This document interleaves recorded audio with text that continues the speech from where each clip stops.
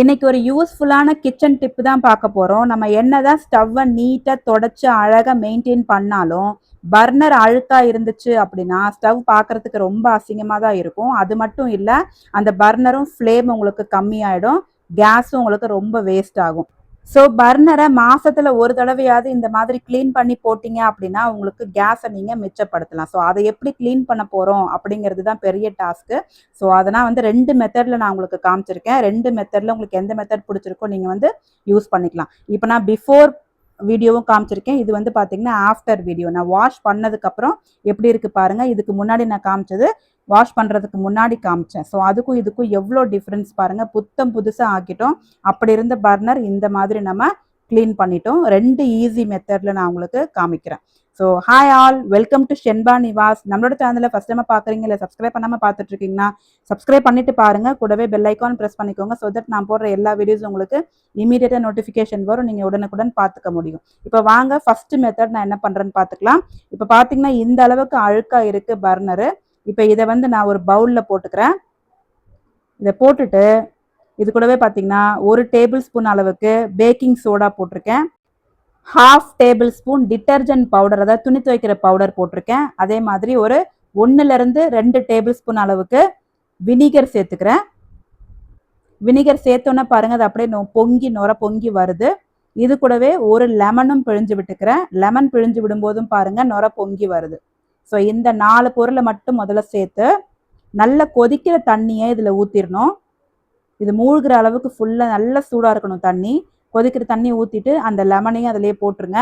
போட்டுட்டு இது அப்படியே ஒரு 6லேருந்து 7 மணி நேரம் அப்படியே அதுலேயே ஊறட்டும். அப்படியே விட்டுருங்க. நைட்டு ஊற வச்சிட்டிங்கன்னா காலையில் எழுந்து நீங்கள் க்ளீன் பண்ணுறதுக்கு ஈஸியாக இருக்கும். இப்போ பாருங்கள், அதுக்கப்புறம் நான் எடுத்துனா ஒரு ஸ்க்ரப்பரில் வச்சு விம் ஜெல்லோ இல்லை ப்ரில்லோ வச்சு நான் வந்து தேய்ச்சி பார்க்குறேன். நல்லா போகுது. நல்லா அழுத்தம் கொடுத்து நல்லா தேய்ச்சிங்கன்னா சூப்பராக போயிடும். இதை நீங்கள் ஸ்டீல் ப்ரஷ் கூட வச்சு நீங்கள் இன்னும் தேய்ச்சிங்கன்னா இன்னுமே நல்லா கிளியராக போயிடும், உங்களுக்கு க்ளீன் ஆகிடும். இப்போ நான் நல்லா க்ளீன் பண்ணிவிட்டு இதுக்கப்புறம் நான் தண்ணி ஊற்றி காமிக்கிறேன் பாருங்கள், எவ்வளோ நல்லா வாஷ் பண்ணியிருக்கு, நல்லா க்ளீனாக இருக்குது அப்படின்னு பாருங்கள். ஃபஸ்ட்டு இருந்ததுக்கும் இப்போ இருக்கிறதுக்கும் உங்களுக்கு டிஃப்ரென்ஸ் தெரியுதா? ஃபஸ்ட்டு ரொம்ப அழுக்காக இருந்துச்சு. இப்போ அடியில் பார்த்தீங்கன்னா அடியிலலாம் ஓரளவுக்கு தான் போயிருக்கு. மேலே மட்டும் பார்த்தீங்கன்னா ஒரு 70 to 80% நல்லாவே க்ளீன் ஆகிடுச்சு. ஸோ க்ளீன் பண்ணாததையும் அதையும் வச்சு காமிக்கிறேன் பாருங்கள், எவ்வளோ டிஃப்ரென்ஸ் இருக்குது. இப்போ நான் எல்லாத்தையும் க்ளீன் பண்ணிட்டேன். ஸோ இதோட ரிசல்ட் பார்த்தீங்க அப்படின்னா ஒரு 70 to 80% ஓரளவுக்கு நல்லா க்ளீன் ஆயிடுச்சு. மேலே உள்ளதெல்லாம் க்ளீன் ஆயிடுச்சு. அடியில் மட்டும் அப்படி கொஞ்சம் கொஞ்சம் இருக்குது. இப்போ நான் உங்களுக்கு செகண்ட் மெத்தடு காமிக்கிறேன். செகண்ட் மெத்தட்லேயும் பாருங்கள் இதோட ஓல்டு பர்னர் எப்படி இருக்குது அப்படின்னு. இப்போ நான் இதை வந்து ஒரு பவுலில் போட்டுக்கிறேன். இது கூடவே ஒரு 1/2 லெமன் தான் பிழிஞ்சு விட போகிறேன். 1/2 லெமன் பிழிஞ்சு விட்டுட்டு இது கூடவே பார்த்தீங்கன்னா சிந்தட்டிக் வினிகர் அப்படின்னு விற்கிது இல்லையா? ஸோ அதுலேருந்து ஒரு 2லேருந்து 3 டீஸ்பூன் ஊற்றிக்கிறேன். ஊற்றினதுக்கப்புறம் பார்த்தீங்கன்னா பக்கத்தில் நான் வந்து கெட்டிலில் சுடு தண்ணி கொதிக்க வச்சுருக்கேன். தண்ணி நல்லா சூடாக இருக்கணும். அந்த சூடான தண்ணியை இதில் நான் இப்போ ஊற்றிக்க போகிறேன்.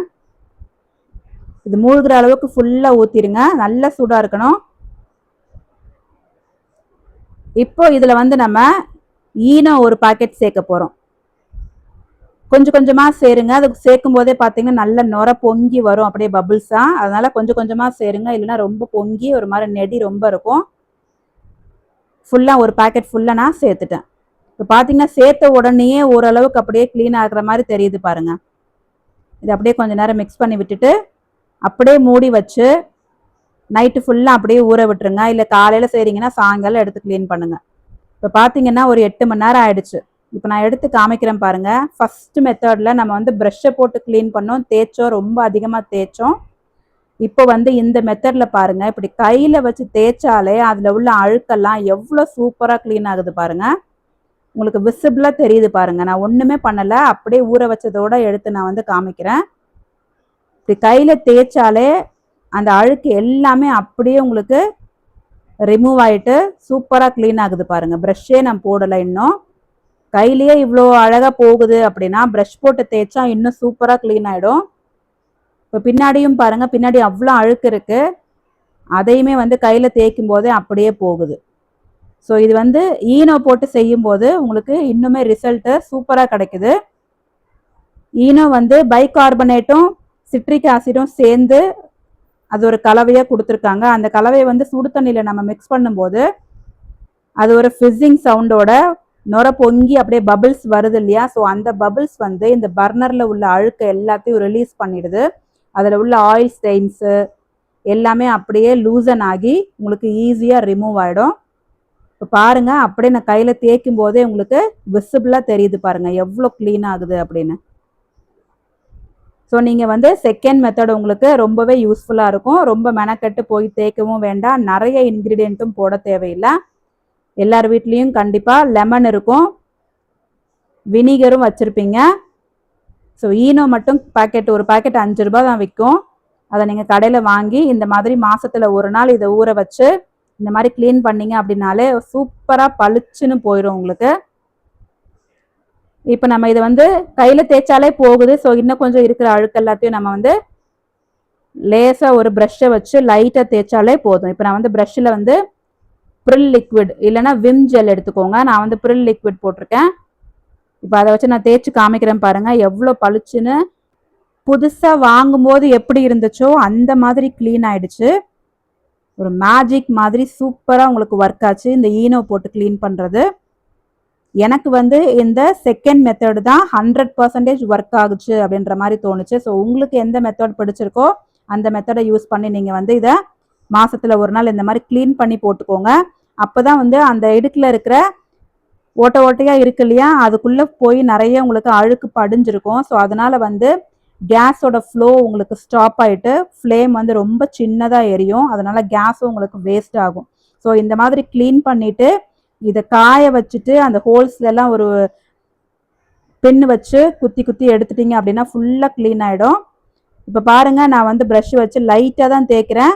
ஃபஸ்ட்டு மெத்தடில் தேய்ச்ச மாதிரி ரொம்ப ஃபோர்ஸாலாம் தேய்க்கலை. செகண்ட் மெத்தடில் ரொம்ப ஜென்டிலாக பொறுமையாக தேய்க்கிறேன். அப்படி இருந்தும் பாருங்கள் எவ்வளோ சூப்பராக க்ளீன் ஆகிடுச்சு. அப்படியே புதுசு மாதிரி ஆயிடுச்சு பாருங்கள். எந்த இடத்துலையுமே ஒரு சின்ன கரை கூட இல்லை. இவ்வளோ புதுசாக ஆகும் அப்படின்னு நானுமே எக்ஸ்பெக்ட் பண்ணவே இல்லை. ரொம்ப சூப்பராக இருந்துச்சு பாருங்கள். பின்னாடி கூட இருந்த அழுக்கு எல்லாமே போயிடுச்சு பாருங்கள். இப்போ நான் எல்லாத்தையுமே வாஷ் பண்ணிவிட்டு உங்களுக்கு ஃபைனலாக உங்களுக்கு காமிக்கிறேன் பாருங்கள் ஃபைனல் ரிசல்ட். பாருங்கள், 3த்தையும் நான் வந்து சோப்பு போட்டு க்ளீன் பண்ணிட்டேன்.